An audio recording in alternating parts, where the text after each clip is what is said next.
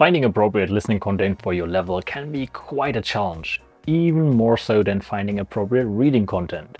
But we have some advice and tips that can help. Today we will go over the different types of listening content, the differences in difficulty they present, how easy they are to use for learning, and how to choose the right content for your level. Let's start by covering the different types of listening materials and their unique benefits and challenges by their rough order of difficulty. Not all languages have this, but for those that do, the easiest listening material you can find comes from YouTubers who specifically create content for beginner learners. To find this content, search for your language plus comprehensible input, such as Spanish comprehensible input, or reference our Migaku curated YouTube immersion playlists that can be found within the YouTube module in our mobile apps, are linked at the bottom of this YouTube channel's homepage and are also linked in the description of this video. We've prepared playlists that are appropriate for early beginners, late beginners, and intermediate learners for all of our supported languages. The YouTubers in these early beginner playlists in specific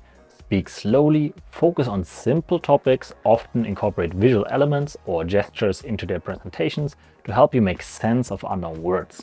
And their videos usually have subtitles so you can read what they're saying. When it comes to our Migaku curated immersion playlists, the videos always contain subtitles. So it's probably best to explore the video selection there to see if there's something that you find interesting before searching for other content yourself. Our next step is children's shows. The difficulty of this content varies greatly depending on the age group they target. And even content aimed at young children can sometimes be surprisingly challenging for beginners. Still, many children's programs can serve as a good stepping stone between comprehensible input YouTubers and content aimed at older native speakers. To find children's shows, we recommend looking at streaming platforms like Netflix, Disney+, or even on YouTube.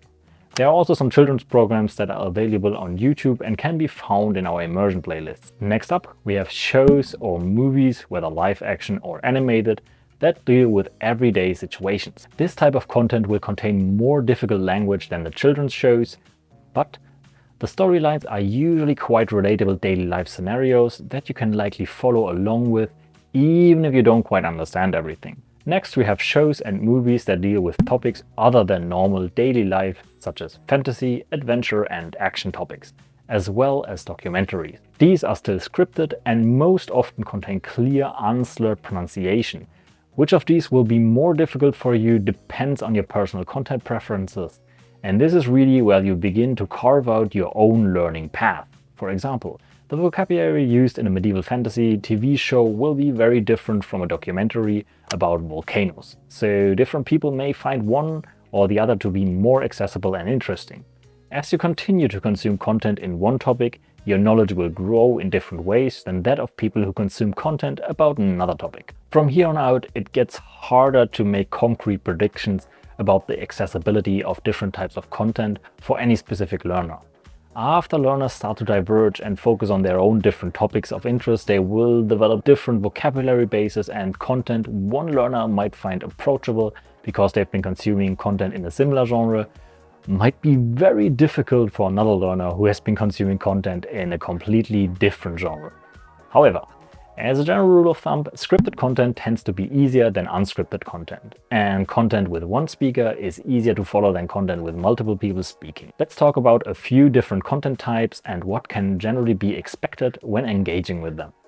News is often more scripted and delivered by professionals who speak clearly. Within the news genre, topics like the weather or general crime reports are often easier to understand than international politics or finance. However, because the language and speaking style used in news is usually pretty uniform across different news programs, you can usually achieve a high level of comprehension quite quickly if you focus on consuming a specific type of news content. For example, if you have a background in finance in your native language and watch a lot of different finance segments in news programs, you will very quickly become able to understand them. Podcasts can vary greatly depending on the topics they cover and how scripted they are. But the easiest place to start is with single-host podcasts that discuss everyday topics. The first few episodes of any podcast will be difficult as you have to adjust to the host's voice and style. You can make your life easier by starting with finding a podcast that you enjoy that only has a single host and listen to a lot of its content. slowly building out your understanding of the vocabulary used and familiarize yourself with the way the host speaks. Thereafter, you can branch out to different podcasts. Reality TV, talk shows, and game shows all tend to be of similar levels of difficulty, though this again depends on the topic. These shows are often less scripted and involve multiple people talking or even shouting at the same time. However, since they are televised, things will be somewhat predictable and won't get too chaotic. So you'll likely have an easier time here than you would with completely unscripted content. Lastly, we have unscripted YouTube content, especially videos featuring conversations between multiple people. This type of content usually contains a lot of slang and can often require specific knowledge of the topic being discussed.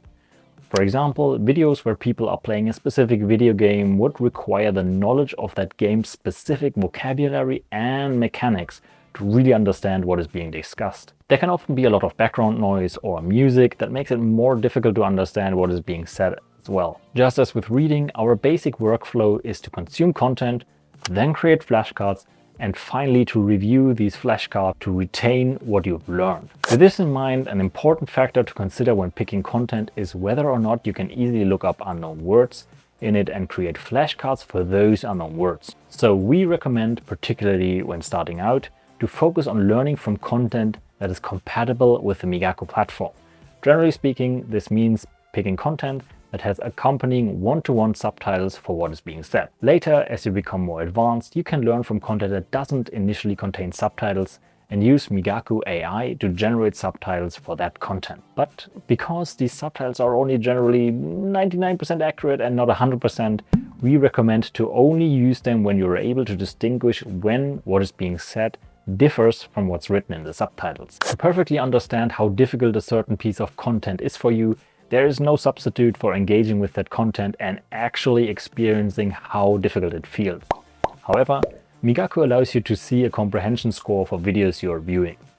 This comprehension score is based on the words you already know, and it is calculated by analyzing the number of unknown words in the piece of content as well as how many sentences in that piece of content contain one or more unknown words in them. For example, a piece of content that has many sentences with multiple unknown words will be classified as more difficult than content where the most sentences have zero or only a single unknown word. This comprehension score is generated automatically when opening a video with Migaku enabled and can be viewed in the extension toolbar or towards the bottom of the screen on the mobile apps. This score, while not perfect, can at least clearly disqualify content that is far too difficult for you and gives you a good rough idea of content that you can explore further to personally assess how difficult it is. By following these steps, you can easily decide which listening content is worth your time and which is better saved for later. In the future, we plan to build a recommendation system and a full content catalog that will help learners to easily find content appropriate for their level and their personal interest. That is it for today. As always, you can find any other relevant videos linked in the description. If you have any questions, leave them in the comment section below, and we'll see you in the next video.